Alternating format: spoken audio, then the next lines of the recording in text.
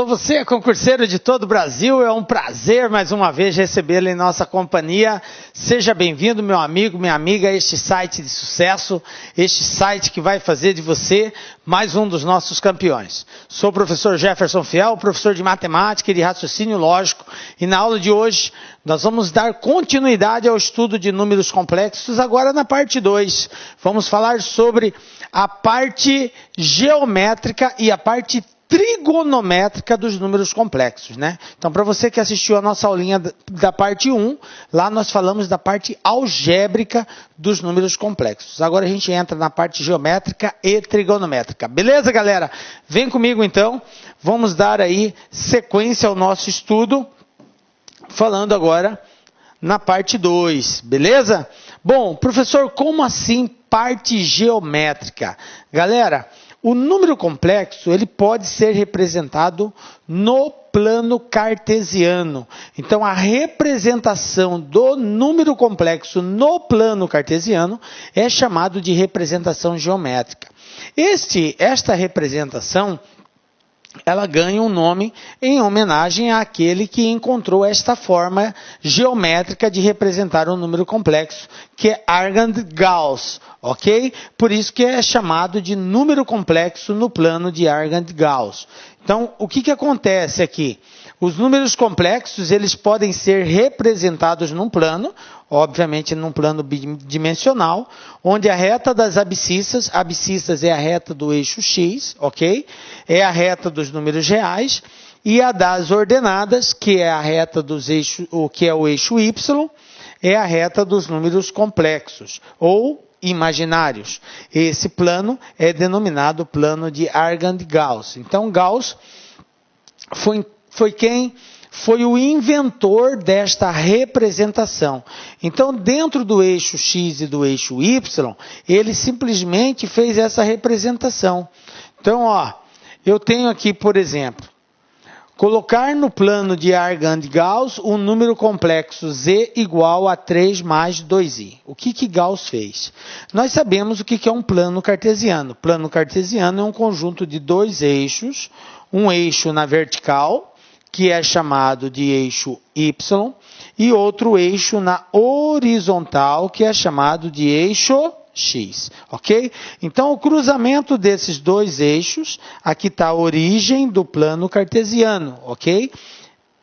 Horizontal, eixo x, também conhecido como eixo das abscissas. Vertical, eixo y, também conhecido como eixo das ordenadas. Como que é a representação numérica no plano cartesiano? Vamos recordar aqui. O eixo x, ele é positivo do lado direito, então para cá ele vai vir assim, 1, 2, 3, 4, 5 e assim por diante, ok? Ele vai aumentando positivamente para a direita. E para a esquerda, ele vai seguir o mesmo padrão, só que negativo. Menos 1, menos 2, menos 3 e assim por diante. Menos 4, menos 5. O eixo y, também conhecido por eixo das ordenadas. Então, ele é positivo para cima. Então, eu vou ter 1, 2, 3, 4, 5, 6, 7 e assim por diante, ok? E para baixo ele é negativo, então eu vou ter menos 1, menos 2, menos 3, menos 4, menos 5, correto? Então, lembraram aí? Então, isso aqui é chamado de plano cartesiano. Beleza. Eu posso representar um número complexo no plano cartesiano? Posso. E a representação dele é dada por um ponto neste plano cartesiano. Um ponto, professor? Isso mesmo. Então, um ponto localizado neste plano cartesiano, ele vai ter como suas coordenadas exatamente os valores que representam o número complexo. Ou seja, todo número complexo é escrito algebricamente na forma A mais BI. Lembram disso? Nós falamos sobre isso na nossa primeira aulinha de números complexos. Então, veja bem, a representação do A, que é a parte real, vai ser projetada no eixo X. O valor do B, que é a parte imaginária, vai ser projetado no eixo Y. E o conjunto do cruzamento desses dois pontos X e Y é chamado de par ordenado. O que é um par ordenado? É um conjunto de dois valores que representa a projeção no eixo X e a projeção no eixo Y, que definem o endereço de um ponto no plano cartesiano, ok? Bom, então para fazer a representação de um número complexo no plano cartesiano, basta eu saber quem é a sua representação em X, quem é a sua representação em Y. A representação em X, como eu disse, é o A. A representação em Y é o B. Então, X é parte real. Parte real. E o Y é a parte imaginária. Beleza? Imaginária. Ó. Então, quem é a parte real aqui nesse número complexo? A parte real é o 3. Quem é a parte imaginária? É o 2. Então, vamos marcar aqui, ó. 3 para a parte real, está bem aqui, ó. E 2 para a parte imaginária, está aqui. Então, eu vou traçar, ó. E vou ver aonde que eles se cruzam, ó. Olha aqui, professor, eles se cruzaram bem aqui. Então, este ponto aqui é exatamente o ponto que representa o cruzamento da parte real com a parte imaginária de acordo com o que foi estipulado ali. Então, esse ponto aqui é o ponto Z. Captaram aí? Viu como é simples a representação no plano? Aí você vai falar para mim, professor, é só isso, professor? É, galera, é só isso. Representar no plano de Argand-Gauss é simplesmente nós projetarmos a parte real no eixo X e a parte imaginária no eixo Y e verificar o cruzamento delas. Pronto, está resolvido. Beleza? Bom, vamos ver um outro aqui. E se eu tivesse assim? Agora mudou. Mudou quem? Mudou o número complexo. Então, o meu desenho já não vai ser mais assim. Ok? Então, agora eu tenho, olha aqui, Z igual a menos 2 mais 5i. Quem é a parte real? A parte real é o menos 2. A parte imaginária é o 5. Então, eu vou projetar o menos 2 no X e o 5 no Y. Menos 2. Menos 2 é do lado esquerdo. Então, está aqui, ó, menos 1, menos 2. Menos 2 vai cruzar com o 5. O 5 vai estar aqui em cima, ó, o 5 bem aqui, ó. Então, eu vou trazer ele para cá e vou subir aqui, ó. Aonde que eles vão se cruzar? Exatamente aqui, ó. Então, esse ponto é o ponto Z, que representa este número complexo, menos 2 mais 5i. Tranquilo? Belezinha? De boa, né, cara? É muito simples fazer a representação no plano. Mas, galera, muito mais do que representar no plano é fazer o processo contrário. Sabe por quê? Em nenhum concurso vai pedir para você fazer a representação no plano, mas ele vai pedir para você escrever o número complexo a partir do plano cartesiano. Entendem isso? Então, agora nós vamos criar algumas situações onde, olhando para o plano, a gente consegue escrever o número complexo. Beleza?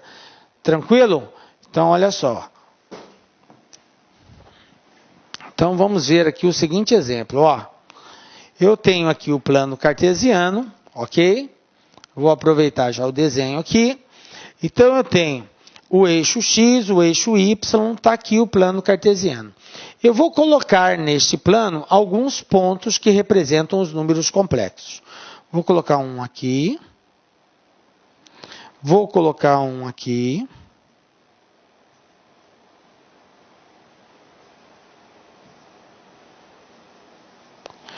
Vou colocar um bem aqui. E vou colocar um aqui, ó.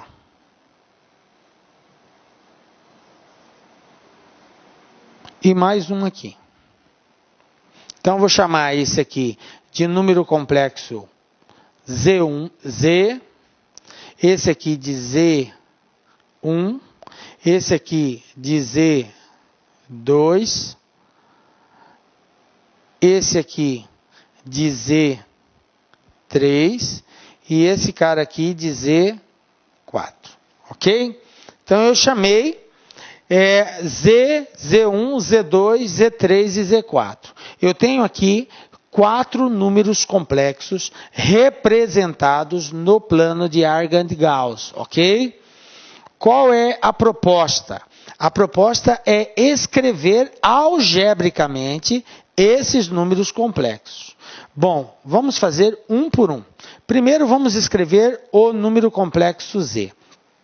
Lembrando que para escrever um número complexo, basta a gente representar a sua parte real e a sua parte imaginária.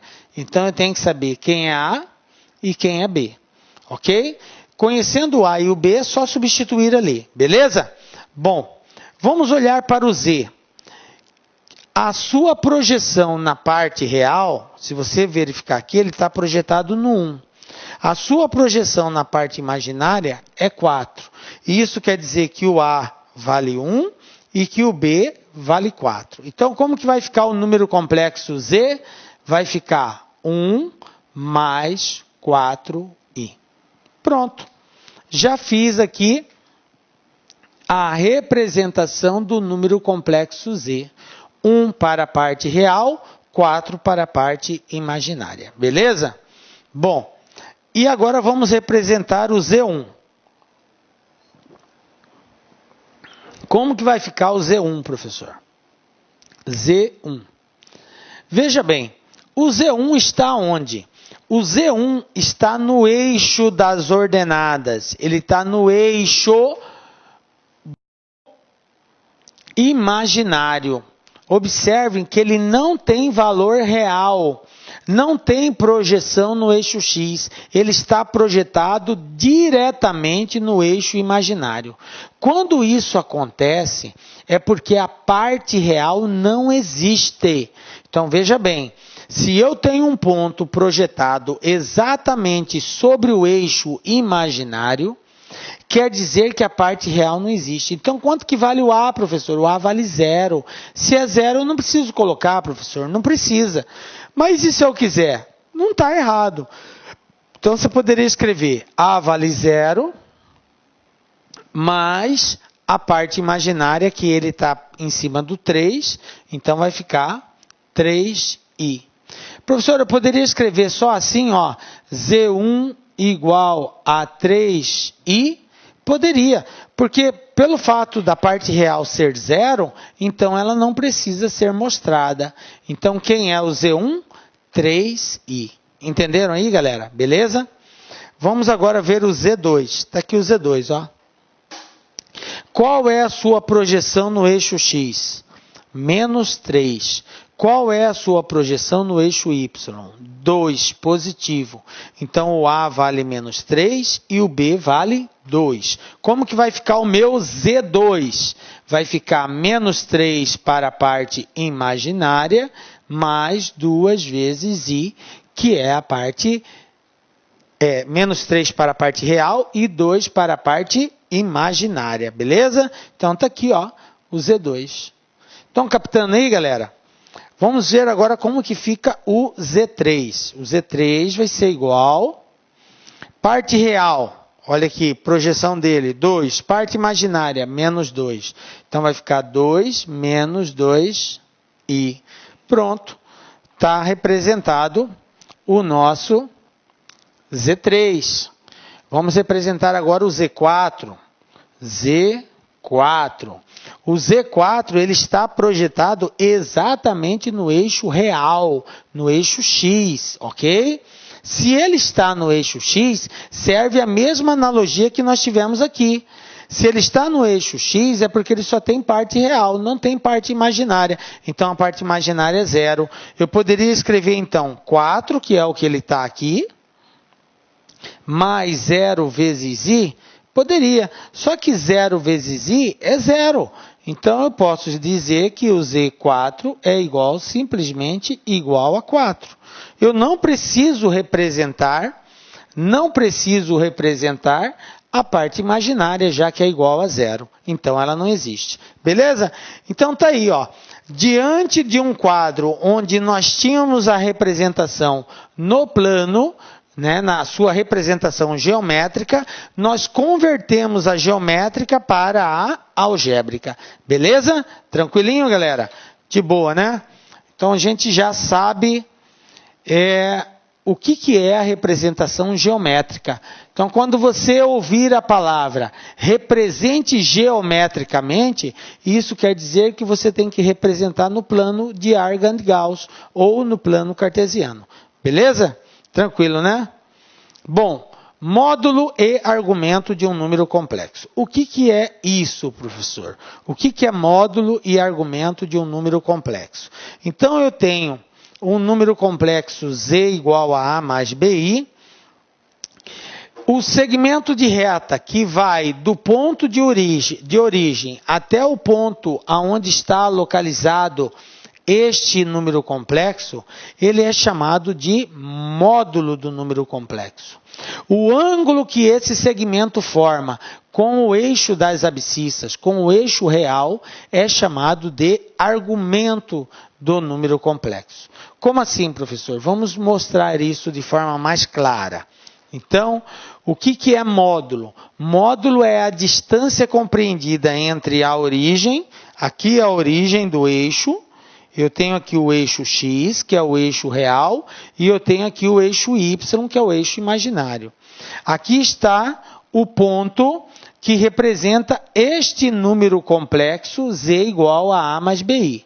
Aqui é um número complexo z. A distância que esse cara se encontra, essa distância aqui, ó, que ele se encontra da origem, é chamado de módulo do número complexo, ok? E argumento, professor? Argumento é o valor do ângulo formado entre este segmento e o eixo X. O valor deste ângulo é chamado de argumento do número complexo. Beleza? Então, argumento, lembre de ângulo. Módulo é uma distância, é um valor, ok? Beleza.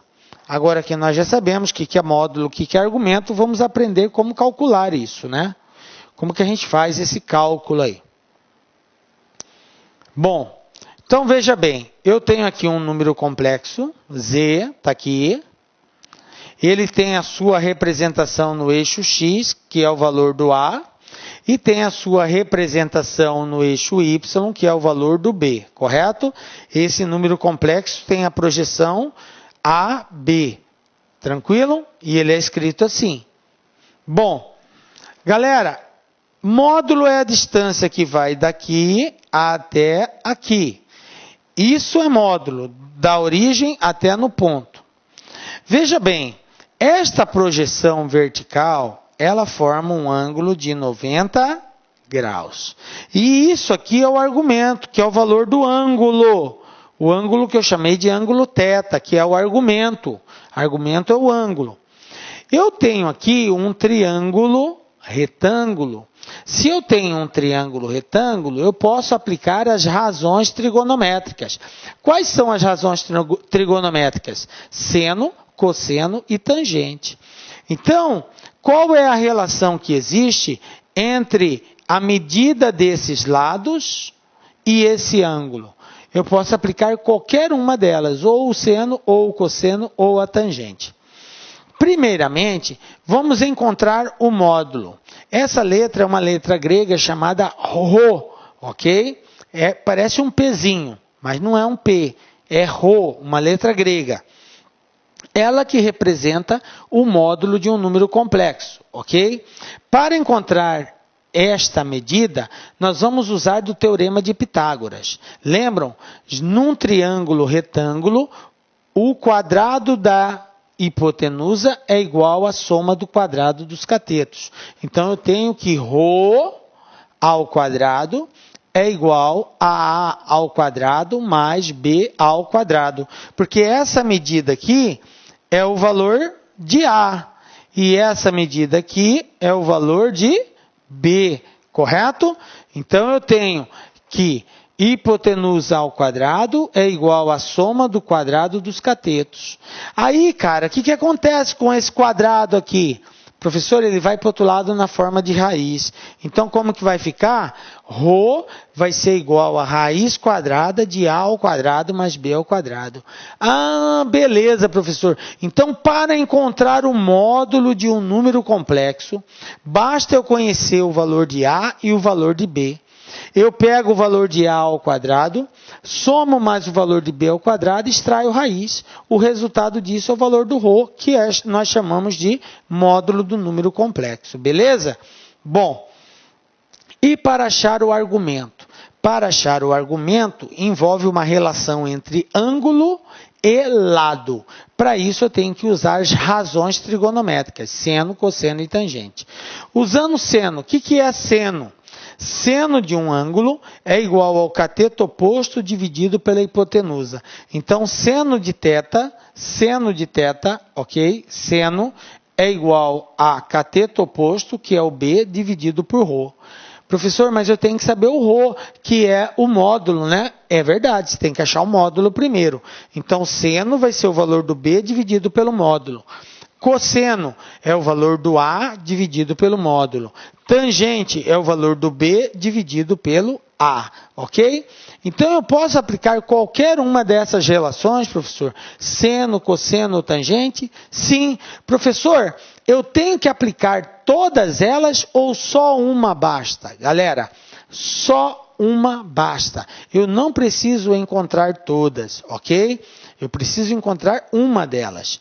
Em alguns casos especiais, talvez eu tenha que encontrar duas.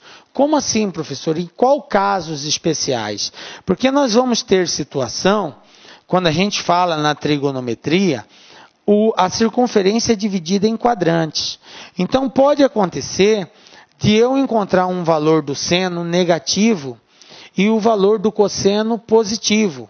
Então, o seno positivo, ele é positivo no primeiro e no terceiro e no segundo. O cosseno, ele é positivo no primeiro e no quarto. Portanto, ele vai ser negativo no terceiro e no segundo. Já o seno é negativo no terceiro e no segundo. Então, se você encontra um seno positivo e um cosseno negativo, quer dizer que nós estamos falando do segundo quadrante, porque no segundo quadrante o seno é positivo e o cosseno é negativo. Enfim, isso aí faz parte da trigonometria, só uma palhinha para ajudar você a lembrar. O ideal é você assistir a aula sobre círculo trigonométrico. Lá você vai entender melhor essa relação de seno e cosseno. Mas, enfim, basicamente, nós temos sempre uma única resposta, que é quando os dois são positivos. Se os dois são positivos, eu estou falando do primeiro quadrante, beleza? Na maioria das vezes, as duas respostas são positivas. Em alguns casos, a gente cai em outros quadrantes, beleza? Por isso que eu disse que, em tese, basta você conhecer uma só. Tá? Mas, se acaso um deles não der positivo, der negativo, aí você já tem que calcular o outro. Mas se der positivo um e o outro também, então não preciso preocupar, ok? Olá, meus amigos! E aí, tá gostando da aula do professor Jefferson Fiel? Professor top de linha, professor que sabe explicar matemática como poucos. Isso que você está assistindo é apenas aí 20%, 30% da aula completa. Se você quer assistir o final dessa videoaula, aliás, você quer fazer o nosso curso chamado Matemática Total, é uma isolada nossa do Lá Concursos, uma isolada que tem todas as aulas do professor Jefferson Fiel. São aí dezenas e dezenas de aulas. O investimento é de apenas aí uma parcelinha aí de R$60. É isso mesmo, curso completo de matemática, todas as aulas do professor Jefferson Fiel por apenas R$60. Bacana, meus amigos? Prazo de acesso, 60 dias, né? Bacana, meus amigos? Então espero vocês aqui no LAC Concurso. Um forte abraço, fique com Deus, fui, tchau. Clique lá.